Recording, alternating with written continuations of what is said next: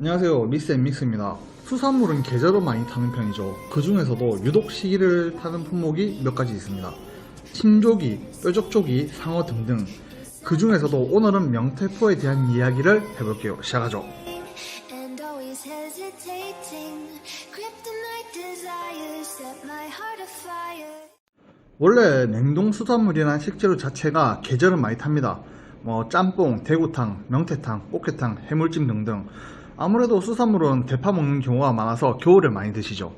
그런데 극단적으로 특정 시기에 매출이 급상승하는 품목들이 몇 가지 있습니다. 그중 하나가 명태포인데요. 추석과 설날이 되면 매출이 아마도 10배 이상 급증할 거예요.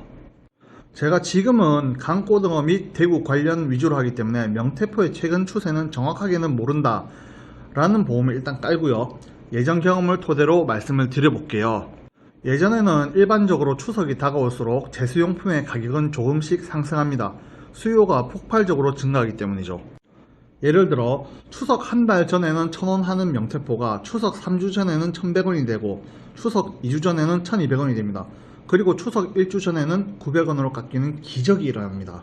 그렇기에 도매상들은 가격이 상대적으로 저렴한 추석 2달 전에서 한 달 전 사이에 대량으로 구매했죠. 한 대략 900원 정도에 구매했었겠죠. 1000에서 2000 박스는 우습게 사용하던 대판들도 꽤 있었지만 지금은 몇몇 대판 빼고는 그 정도의 리스크를 가지고 가는 업체는 많지 않을 거라고 생각해요. 경기가 죽고 제사도 많이 없어지는 게 원인이겠죠. 거기다 올해는 우한폐렴까지 겹쳐서 제사의 규모가 상당히 줄어들 것 같아요. 그래서 주문 수량이 줄어든 대신 주문 횟수가 늘어났습니다. 조금 비싸지더라도 재고의 리스크를 버리겠다는 뜻이죠. 구매하는 시기도 좀 뒤로 밀려난 경향이 있고요. 이러한 명태포는 중국에서 수입이 되고요. 명태포 스킨온, 스킨리스, 슬라이스 형태로 유통이 됩니다. 간단하게 표를 보여드릴게요.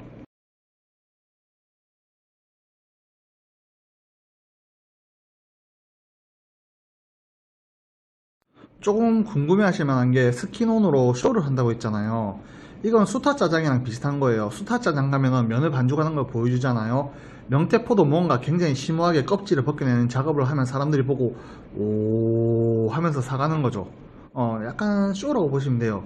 근데 그만큼 물건은 괜찮겠죠. 아무래도 이게 껍질이 있었던 만큼 그 부분은 잘 보존이 됐을 테니까. 자, 명태포를 까보죠. 중량은 750g짜리 10개에서 7.5kg이고요. 스킨 리스 제품입니다. 사이즈는 6에서 8온스짜리예요. 그램으로 치면은 170에서 226g이 되겠네요. 오늘 영상에서는 750g짜리 2팩을 사용할게요. 저는 전문이 아니라 정확하게는 모르겠지만 선도, 그리징, 편차는 어떤 수산물이든 기준이 되는 잣대입니다. 매번 말씀드렸죠. 하지만 품목에 따라 이 기준이 조금씩 변하기도 합니다. 편차가 약간 있어 보이죠. 근데 어차피 전 형태로 자를 거라 크게 의미는 없어요. 한번 슬라이스 형태로 자른다는 말이죠. 기본만 보고 넘어가고요. 중량을 한번 재볼게요. 170, 205, 197, 180, 185, 두 개 합쳐서 386, 185. 확실히 편차는 약간 있네요. 원래의 형태는 이런 식이었을 겁니다. 머리는 자르고 내장을 빼내고 뼈를 발라낸 후에 이렇게 필레 형태가 된 겁니다. 참고로 장가시는 아주 가끔씩 있습니다. 우리가 명태전을 먹을 때 뼈가 씹히는 이유죠. 그리징을 보니까 그리징은 거의 없습니다. 흰살 생선은 바람에 굉장히 약한 편인데 그리징이 없다고 걱정하실 수도 있지만 대신 봉지에 포장이 되어 있어서 바람과의 접촉을 최소화한 듯 해요. 칼로 살살 긁어봐도 약간의 얼음 바로 밑에 바로 살이 튀어나오죠. 보이실란가 모르겠지만. 자, 이 부분 보이세요? 이 부분이 껍질 떼다 남은 찌끄러기 부분입니다. 알고 계시면 좋을 것 같아가지고 별로 도움은 안 되겠지만. 말라 보이는 부분이 간혹 있어 보이는데 정확하게는 모르겠어요. 잘 보이시려나요? 명태포의 선도를 보는 법은 저도 정확하게는 잘 몰라요. 하지만 저희 짧은 경험에 비춰보면 그냥 대충 보고 괜찮으면 괜찮은 거예요. 제 눈이나 여러분 눈이나 똑같습니다.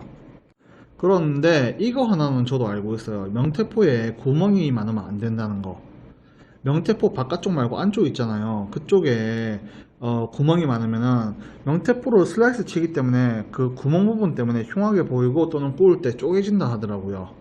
숨구멍 같은 게 뻥뻥 뚫려 있긴 하지만 이게 지금 많은 편인지 적은 편인지 저는 잘 모르겠는데 제가 한번 구멍을 좀 넓게 파주도록 할게요.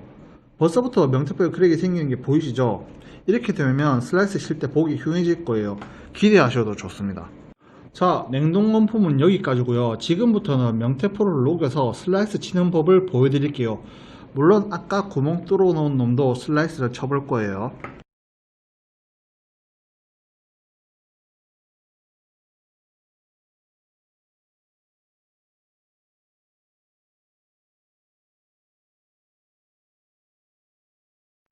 자, 여러분들 잘 보셨죠? 명태포를 전으로 슬라이스 치는 게 이렇게나 힘듭니다. 그냥 사드시면 돼요. 제가 그거를 보여드리려고 지금 이렇게 한 거예요. 아무튼 오늘은 제가 좀 잘 모르는 품목이라서 여러분들한테 정확하게 말씀을 못 드려서 죄송합니다. 제가 보기엔 아까 그 슬라이스 칠 때 녹여서 치는 게 아니고 약간 반해동 상태에서 아마 치는 게 맞는 것 같아요. 보니까는 제가 좀 잘 몰라가지고. 아무튼 마지막은 명태포 가지고 전 안 치고 그냥 스테이크로 먹을게요. 스테이크로 먹는 영상 요 보너스 영상으로 남겨뒀고요. 마지막은 명태 스테이크 피트 고추장 보고 가실게요.